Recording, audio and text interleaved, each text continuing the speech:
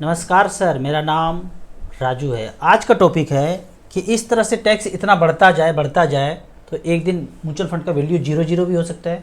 तो यहाँ देखते हैं, मान लेते हैं कि 1 लाख रुपए लगाया, फंड का नाम है, यहाँ पे स्टार SIP में .in में हम गए और निपॉन इंडिया ग्रोथ फंड में 95 में किसी ने 1 लाख लगाया और उसका वैल्यू आज 4 करोड़ 5 लाख दिख रहा है। 95 से लेके अब तक लगभग 35 साल में 4 करोड़ 5 लाख रुपए दिख रहा है। लेकिन यहाँ मानने के लिए बोलता हूँ 1 लाख का वैल्यू 1 करोड़ हुआ लॉन्ग टर्म में, तो पहले 10% ब्याज लेते थे। ये इसमें 1 लाख मूलधन जो है मैं नगद नहीं मानता हूँ। 1 करोड़ में 1 लाख मूलधन भी माइनस होगा, लेकिन उसको मैं यहाँ पे कैलकुलेट नहीं कर रहा हूँ। तो 10% पहले टैक्स लगता था, अब 12.5% हो गया। अब कल दिन मान लीजिए कुछ भी हो सकता है, 20% हो जाए तो 20 लाख रुपया टैक्स चला जाएगा, 80 लाख रुपया आपके पास बचेगा।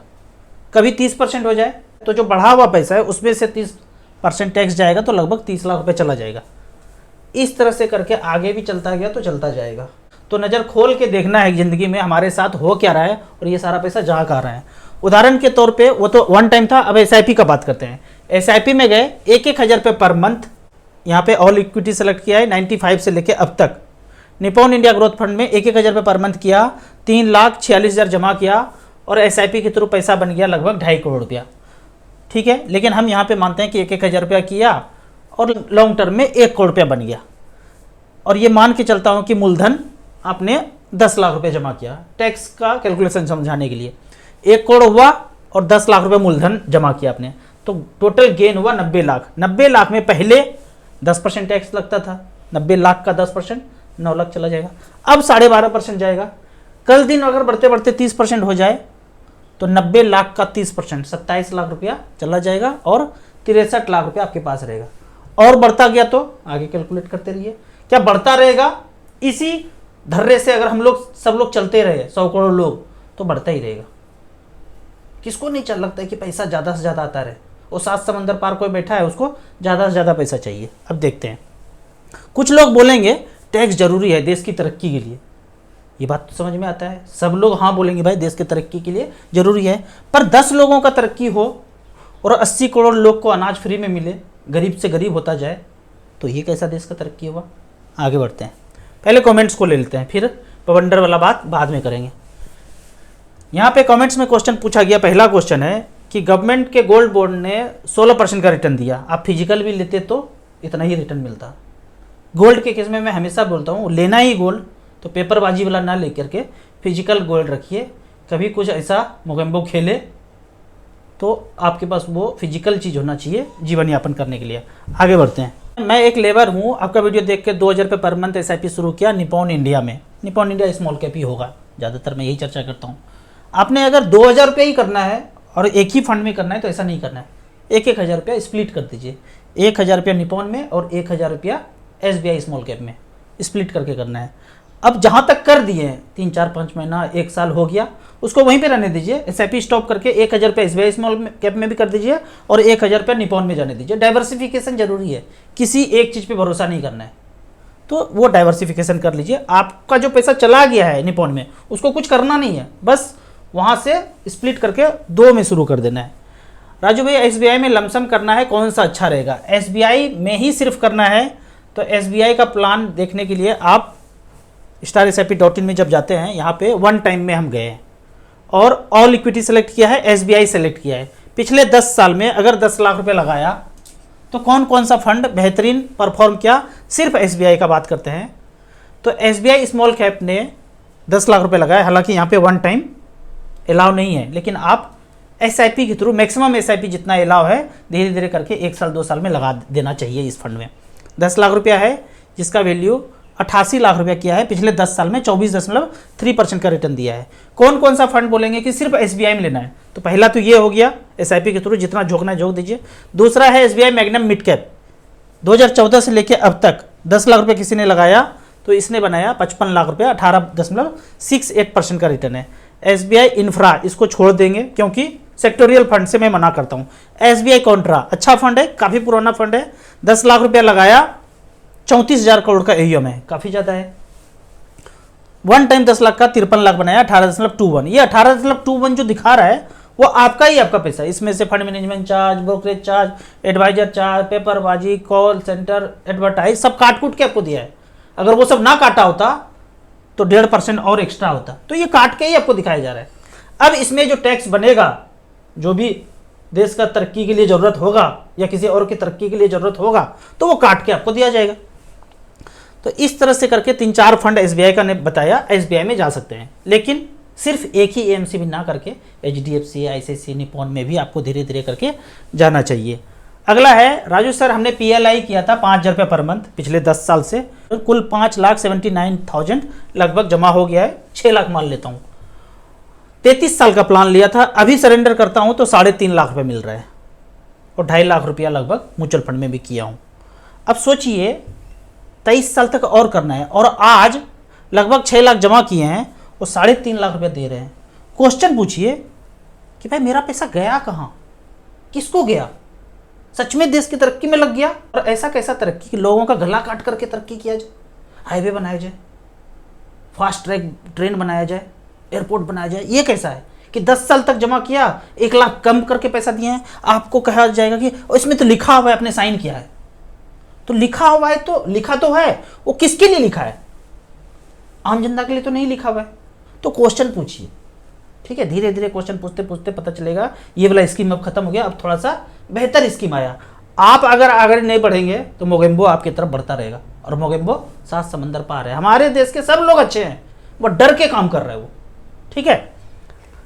अब देखते हैं आपको करना क्या चाहिए। 23 साल तक टाइम बचा हुआ है। अगर 5-5 हज़ार रुपये पर मंथ करते रहे ना, इसी तरह से चलता रहा और उसको आप म्यूचुअल फंड में ट्रांसफर कर दें, SBI mutual fund, ICICI, HDFC में 12% के रेट से आपका पैसा 73 लाख रुपए बनता है। 5-5 हज़ार रुपया पर मंथ का एसआईपी, और 15% के मिल जाए तो 1,20,00,000 हो सकते हैं। और वो जो 3.5 लाख रुपया आपका बचा अभी सरेंडर करने के बाद जो मिल रहा है, उसको भी आप झोंक देंगे वन टाइम में 23 साल के लिए। 23 साल टाइम बचा हुआ है तो 12% के रेट से यहाँ 48 लाख रुपए बनता है और 15% से 88 लाख बनता है। दोनों को जोड़ दीजिए 12% वाला तो 1,21,00,000 हो जाता है और 15% वाला जोड़ते हैं तो 2,08,00,000 होता है। यानी कि 1,20,00,000 से 2 करोड़ के बीच आपका पैसा बन सकता है। पीएलआई को बंद करके क्वेश्चन जरूर पूछना है, 5 आदमी जाके पूछना है कि भैया गया कहाँ, जवाब पे जवाब पूछते रहना है, ठीक है? जवाब किसी के पास नहीं होगा, जवाब एक ही आदमी के पास है, वो प्रोड्यूसर डायरेक्टर जो बैठा है ऊपर 7 समंदर पार। हमारे देश के सब लोग अच्छे हैं, सब अच्छा काम करना चाह रहे हैं, तो करने नहीं दिया जा रहा है, आगे पता चलेगा। तो ये जो आप पीएलआई की है ना, लगभग 4-5% का रिटर्न मिलेगा इतने समय के बाद, वो सेफेस्ट जिसको सोच रहे हैं वो डेंजरस प्लान है। वहाँ से निकल जाइए और धीरे धीरे करके म्यूचुअल फंड में लगाना शुरू कीजिए। अब बात करते हैं, मान लेते हैं कि एक टापू है, उसका एक राजा है और चारों तरफ पानी ही पानी है। इनको जो मर्जी होता है ये करते हैं अपने टापू पे। यहाँ पूरा समृद्धि है, सब पेड़ वेड़ लगा हुआ है, अनाज उनाज हो रहा है, लेकिन खाना मिलेगा तभी जब कुछ ना कुछ काम करोगे। कुछ भी काम करोगे अपने मर्जी से तो हम पर्ची कागज पे साइन करके देंगे, भर पेट खाना खाओगे। धीरे धीरे धीरे करके सोने का चिड़िया हो गया। अपने मर्जी से जा रहे हैं, रास्ते में पेड़ गिरा हुआ है, अरे अरे अरे पेड़ गिरा हुआ है, 5 आदमी मिलकर उठा दिया, फोटो खींच के राजा को भेज दिया, उस दिन का खाना मिल गया। जा रहे थे पोल टूटा गिरा हुआ है आंधी तूफान में, उठा के खड़ा कर दिया, मिल गया। आज देखिए देश में चल रहे हैं, कुछ गिरा हुआ, कुछ मरा हुआ, कुछ खो रहा हो, किसी को कोई मतलब नहीं। 120 के स्पीड से चल रहे हैं, जहां जा रहे हैं वही काम करना है, दूसरा काम नहीं करना है। ये बोला अपनी मर्जी से जो करना है कर लो, हम बताएंगे नहीं। तो धीरे धीरे करके ये सोने का चिड़िया हो गया। एक दिन आया लुटेरा कहीं से, दूसरे टापू से, 7 समंदर पार से कोई आया, बोले अरे यार ये तो बड़ा अच्छा है, क्यों ना इसको लूट पाट के अपने लिए कर लें, हमारे बीवी बच्चे तो भूखे मर रहे हैं। इसको लूट पाट करके यहाँ के राजा को मारा। मारने के बाद बोला सब कुछ ऐसे चलता रहेगा, वही पर्ची चलता रहेगा, लेकिन पर्ची मैं अब कर्ज पे दूंगा। ये पर्ची कर्ज पे देने लगा। सब कुछ ऐसे चल रहा है, कुछ भी छेड़छाड़ नहीं, पर्ची कर्जे पे दूंगा। पर्ची कर्जा पे देते देते देते देते 300 लाख करोड़ का कर्जा दे दिया और बदले में बोला ब्याज 5%, तो 15 लाख करोड़ ब्याज लूंगा, लेकिन मैं तुमको दूंगा कागज, लूंगा कागज नहीं, लूंगा सोना, दूंगा पर्ची, लूंगा सोना, दूंगा पर्ची, लूंगा सोना। 200 टन 200 टन 200 टन हर 5 साल 7 साल के इंटरवल पे चलता गया। सर्च कीजिए गूगल में कब कब गया है, अगला कब जाएगा उसको रोक लेना है। अब अगला देखते हैं। अब यहाँ पे देखते हैं वो जो राजा 2 आया ना लुटेरा, वो सबको कर्जा दिया है। कर्जा कर्जा क्या है ये, कर्जा कर्जा ये बोलते हैं नेशनल डेट है 300 लाख करोड़ और ये है जीडीपी 300 लाख करोड़ से थोड़ा सा ऊपर 342 है और यहाँ 331 है, मतलब ये कर्जा है और ये जीडीपी है। अब खेल और थोड़ा सा आगे बढ़ते हैं। यहाँ पे अभी अभी ताज़ा ताज़ा लिखा जा रहा है कि 2024-25 में 32 लाख करोड़ हमको आया और खर्चा कितना हुआ 48 लाख करोड़। तो फिजिकल डिफिसिट हो गया ना। टोटल आपसे बेच करके सब कर करके 32 लाख करोड़ आया और खर्चा हो गया 48 लाख करोड़, तो 16 लाख करोड़ का डिफिसिट हो गया, फिजिकल डिफिसिट हो गया। तो बोलते और कर्जा लो। राजा टू जो बैठा हुआ है बोलता है और कर्जा लो और कागज लो। कागज अपने मर्जी से नहीं छापना है, हम बताएंगे तब छापना है। तो और कर्जा लिया और ब्याज चढ़ने लगा। अब 300 लाख करोड़ जो कर्जा लिए उसका 5% भी ब्याज ले, वो 7 समंदर पार जो बैठा हुआ है, तो 15 लाख करोड़ होता है। तो वही घट रहा है ना।